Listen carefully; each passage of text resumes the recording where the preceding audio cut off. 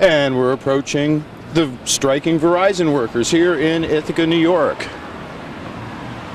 And we're approaching them now, yes indeed. Let's see what they have to say. I'm sure they'll have something to say. Morning. How are we doing? How are you? Oh, pretty good. We're from Pegasus Channel 13. We thought we might like to cover what's going on here. Is there somebody who'd like to speak? What exactly are you striking about? I mean, I have some kind of background on this. Well, there's many issues at the table right now with Verizon. Benefits, job security, pensions, you name it, they want it all. And basically what now we're trying to do is trying to keep what we've got and negotiate in good faith and have a level of respect at the bargaining table that Verizon refuses to extend on our behalf. So they left us no choice but to go on strike at this point in time until they come back to the bargaining table willing to talk fairly about the issues. This is what the result of this is until they do that. So that sounds good. Now I understand Verizon's made their quote-unquote last best and final offer. They've offered more of a pay increase, closing fewer centers, but you still have a lot of concerns about outsourcing and long travel times. What they're trying to do is they're trying to ship out what techs they have into vacuums they've created and their footprint. Rather than hiring people for the areas that they need them, they want to mobilize the workforce to that degree where you're working here in Ithaca and tomorrow you could be working in Boston, Massachusetts. And they want to do this for 120 days at a time. And if you figure this out, I mean, 3 out-of-town tours equates to an entire year. And if there's a position in that area that requires 365 days of employment, they should create a position for that area, not shuffle people around to fill their holes that they're creating. Right, I understand they were talking about closing 30 centers. Yeah, I'm not really certain about the specifics. Not being at the bargaining table, I don't really have access to legally be able to speak on behalf of Verizon, let alone CWA. But these issues that they're bringing up, the closing of the call centers is an issue in New York State right now. I believe they want to close 5 call centers. The head count, I'm not exactly sure how many jobs that equates to, but getting rid of good jobs is just not the answer, in particular when a company makes $1.8 billion a month in profit since the beginning of 2016. There was a point in time when a profitable company, even amidst of the Great Recession, would share its profits with employees that brought it to them. That's not what is happening here. What you're seeing is, my guess is their fiduciary responsibility to extract profit in every aspect of its business, including employees, and particularly at the expense of the employees. So this is the fight that seems to be entrenched right now. Until they look at us and view us as more of an asset rather than than collateral, then we're not going to get too much out of them. Yeah, this seems pretty typical of what's going on these days in industry in general. I know, well, for instance, in the school district, they don't have the human resources department, they have a human capital department. Yeah. And it sounds like that's the way Verizon is treated. Yeah, you're looking at a multinational company that's just absorbed in its power. It's all and focuses on greed and capital gain, and at the expense of anything. You know, there doesn't seem to be any concern for its employees, from my perspective, by the way they're treating us at the bargaining table. We're just employees that are holding our line with CWA, but we demand respect from them. You can't get that by continually kowtowing to them every time they want something out of us. So we're at a point right now where we're hoping that they'll come back to the table and they'll treat us with respect and they'll negotiate in good faith. Now, as a former Verizon wireless customer, I'll tell you, do you have a cell phone, and if so, is it with Verizon? I personally have a cell phone with AT&T. Yeah, I found Verizon to be rather expensive and not very helpful. So you have a cell phone, but it's with AT&T. AT&T is who I contract out through. I like their service. They are the same union we are. That's a union shop on the wireless side. However, Verizon wants to keep Verizon Wireless anti-union. They do not want organized labor in their wireless stores. So the price with AT&T versus what Verizon Wireless was offering me was a better deal. So it was really economically a decision, and personally too, to a degree. But that's how it plays out. Yeah, understood. So when it comes to the outsourcing, is this the call centers that they're outsourcing, They or want to what? close the call centers in general and outsource those jobs to, say, the Philippines and maybe India. As far as the location, that's their business strategy and vision and plan. I have no clue why and where they want to ship these jobs, but they should remain here in this country. It is an American company, supposedly. They should. Yeah, I mean, I'm also a victim of outsourcing, not out of the country, but when it comes to tech support, for instance. Yeah, if you call like Dell tech support, you get somebody like, "Hello, my name is Chuck." Sure. And that's not real. Right. Yeah, I'm going to guess that's something similar to what will happen if they outsource these jobs. If they eliminate them, you can almost rest assured they won't be back in New York State. It's just that many less positions, that less revenue, less tax base. It depletes an economy. It depletes local economies, and an aggregate as a whole, it takes down the economy in general. So outsourcing jobs is not and will not ever be a good thing. I mean, if you're concerned about the American economy, you have to be concerned about the American employee. And that's really at the heart of it. So do you know much about, say, the Trans-Pacific Partnership, or the TTIP with Europe, and how does this fit into that as far as you know? Well, the Trans-Pacific Partnership, I'm not sure if you're familiar with. CWA specifically went into a wrestling match with President Obama. He endorsed the TPP, and from a union perspective, we understand what these free trade agreements mean and do to the American workforce. If you look from 2001 to date, 40,000 factories have been shut down, millions, I believe the number is 11 million jobs gone. And the economic impact of that is being felt today. And I mean, you've had two different regimes from 2001 to 2016. Neither the left nor the right has brought a recovery to the American worker. You're still looking at a recession, a very anemic economy. The job unemployment rates, they don't really matter. If you keep an eye on the federal interest rate, that tells you what's going on in this country. And at 0.25% for, good 8 years now, it doesn't say too much about the economy. Yeah, and in some places they're talking about negative interest rates in Europe and stuff like that. That would mean that they would have to pay the businesses that borrow money to borrow their money, which is, I don't know how crazy that is. That's bizarro world right there. Right. So in the context of all that, I mean, maybe you don't want to talk about this, but what presidential candidate do you think might actually help the situation? Do you think Hillary might, or? I'll talk about the one that CWA members, because CWA is one of the few unions that actually allow its membership to vote on the nominee for the presidency. And CWA voted for Bernie Sanders. Bernie Sanders, he may have a stump speech, and he's been pounding that stump for 40 years, but he's got his hand on the pulse of what's going wrong with this economy, and it's an unregulated system of capitalism that's by proxy taken over our democracy. I mean, most people don't realize that you need a system of governance to keep people together, but then you need a system of economics to keep something going, to keep people cohesive. When one gets stronger than the other, the American people are going to lose. So it's one of those things where people are going to have to wake up and know the difference between capitalism and democracy. Until they figure that out, I think we're going to be mired in this economic mess for time to come.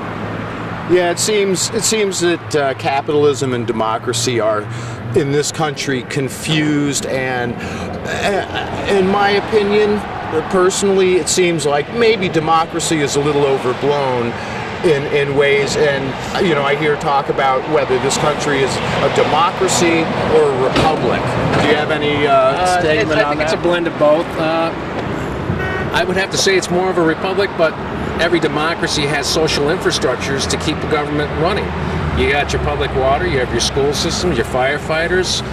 These are things that are vital to any kind of civilization.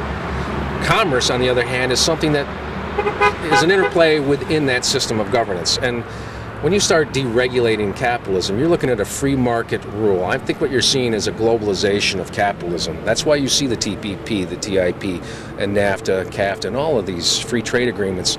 It's to colonize, I think, the global markets financially, and to also set up a free trade system so that the rich get richer and the poor get poorer, because free trade really hasn't equated to beneficials, well, particularly for the U.S. It has benefited some countries and brought competition in, but only at the expense of the American worker. And as an American worker, I have to be concerned about that. I'm not an executive, so I have to be concerned for my day-to-day operations as well as they do. So all in all, really, the unions are putting up the good fight against this globalization in behalf of American workers and the local economy. I would like to think something along that line. What you're seeing with the fight in unions is the fight for survival, as the union headcount has diminished. I believe it's down to somewhere less than 7% now on a national scale. And the best times that this country has seen is when unions were at their peak. And what you're seeing now is the decline of any civilization, because one of the things that greedy people do is they take more on their way down, and they fleece the public. And that's what's happening right now. They keep wanting more and more, to the point where you have to ask yourself, if you have everything, what more do you want? I mean, at what point does $1 billion satisfy your needs? Does $1 trillion? Is it all the money? And at what point, what do you do from there? Yeah, and who's going to buy your products if everyone around you is poor? That's right. That was the one thing that I know too. It's like, if everyone is out looking for work or on public assistance, everybody's wares they hawk in the society, it's going to become unaffordable. I don't know what to expect or what you'd see, but if you don't have money, the buying power in this country is gone. So, what do you think the end game is here? Where do you think this is heading at this point? If it keeps going in this direction, where is this country headed? Well, your guess is as good as mine. I can tell you right now, it doesn't look good from the road that we're seeing laid out in front of us. You see with Verizon and negotiations with CWA, it doesn't seem equitable, it doesn't seem fair, it doesn't seem conscionable, it seems immoral. And this is just one entity on the greater scale of commerce in the United States. And you're looking at, I think, the demise, or at least the outward declaration of war on unions as we know it.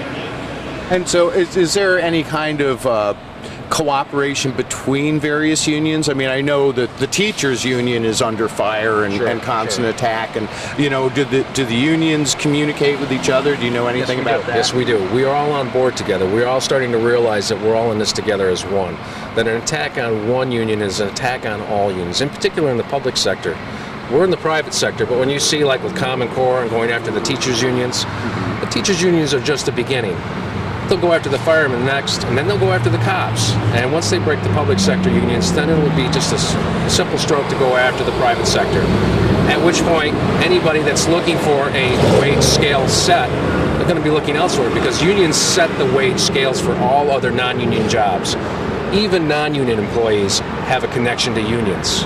If they like a 2-day weekend, a 40-hour work week, benefits, OSHA, child labor laws, you have to thank a union. It wouldn't be here without it. And those who have jobs that are non-union, that despise unions, they need to think twice and look in their own backyard, see what they've got and how it got there. It wasn't because the company was generous and really liked you to the point where they slathered you with cash. It's because somebody in an organization worked out these hard details, and both, this is the best part, both come to a contract and sign it. So it's not just CWA membership that is endorsing a contract. There's also Verizon that will be endorsing the contract too. So there is a 50% share on the contract. And if you're engaged in a contract, both parties are equally held accountable. So you're seeing the union trying to fight for their cause, and you see what Verizon's trying to fight for their cause. They're not very open with what they want, and there's a lot of misinformation. So when we see a proposal, then we'll know a little bit more about what they're offering us than what they're telling us. So there's a big difference between the two. And, well, I don't know if you want to comment on the teachers union's endorsement of Hillary Clinton in the context of all this, and where you think maybe she stands. She seems to be tied in with big money and the banks and all of that. why would the teachers union be supporting Hillary Clinton? That's a good question. You may not have the answer, and that's just fine. I don't have the answer. I guess they're looking at the grand scale of things. Membership picked Bernie for CWA. NYSUT picked Hillary. That was their decision, and I don't know if one is any better than the other, but we'll see in the end. We'll see who gets elected. We'll see what they do for us. We'll see if it's all lip service or if they're actually going to rise to the occasion of the American worker. And Donald Trump probably won't do anything for any unions, I imagine, since his stuff is all made in China and Mexico. Sure. I can't comment on Trump. I do know that Bernie is what they call the left middle finger to the establishment, and I would say Trump is the right middle finger to the establishment. So, yeah, what do you think of a combined ticket, like a Bernie-Trump ticket? I don't see that happening. Just a thought, or a Bernie and Rand Paul ticket. I'd like to see a Bernie and Elizabeth Warren ticket. Well, that's what I've been looking at. But if you're looking at, I don't know if you're going to see a Republican or a Libertarian hitch their wagon to some leftist pony. I don't see that happening. I don't see a blend of two parties at the executive level. I do see Bernie controlling the message to the point that I think it's dialed Hillary to the left a little bit more. My concerns are her ties to Wall Street and the financial industry, because at the end of the day, it is Wall Street that is responsible for everything you're seeing, including the TPP, including the job outsourcing. Everything that Wall Street endorses, we felt the impact of. So Bernie's right on target when he's talking Wall Street, and I agree with him 100%. Whether or not he can deliver at the end of the day, you're looking at what happened to Obama. He agreed with virtually everything the right threw at him and endorsed it. Bernie, on the other hand, has the power of the veto. That executive branch is often overlooked on that respect. All the legislation that got ground out of Congress within the last decade went in favor of the wealthy and businesses. At the very least, I would like to believe that Bernie could stop that at the desk with a veto. A veto is a very strong, powerful tool that the president has, and I haven't seen it used much to the benefit of the people to stop this bad legislation. I don't know if Hillary will do it. I'm certain Bernie would, because he has not moved from his theme since he started, and that's why CWA voted for Bernie. But if he doesn't win it, I'm sure that we'll probably endorse Hillary. So yeah, we've certainly digressed from the issue at hand. How do you see this playing out with Verizon? I'm hoping that Verizon and CWA find mutual ground, and that there is movement on the contract, and that they do come to the table and find something that's equitable for both parties. That's what we're looking for. And so what you're asking for now is what exactly? Can you enumerate a few things just to sort of sum up? Because the bargaining table, and there's so many bargaining reports that come out, it shifts like sand on the beach. So what was relevant last night may not be important today. But like I said earlier, the pensions, the benefits, job security, the ability to negotiate at the table, these are things that are important right now. And I honestly don't have an answer for the particulars on those 5 items. So and what about the closure of centers and like the long travel times they're trying to impose on you? Yeah, we're trying to keep that so that it doesn't break up families, that it doesn't relocate employees. It's tough to have 2 residents. I don't know too many people that can. If you work in Ithaca and are expected to work in Boston for 120 days out of the year just for one tour, how does that equate to the family? How does that work out as far as a secondary residence? Is this something now that's an extra burden on the employee at the expense of the job relocation? We don't know these particulars just yet, but it will be a hardship for the employee. Okay, well, do you have any other last words or anything? And would you like to give us your name? You don't have to, but you're welcome to. I'm Tony Orlo, and I'm Jim Reeves with CWA. Excellent. Well, thank you for your time. Thank you. And good luck. Give them hell. Thank you very much. All right. Take care.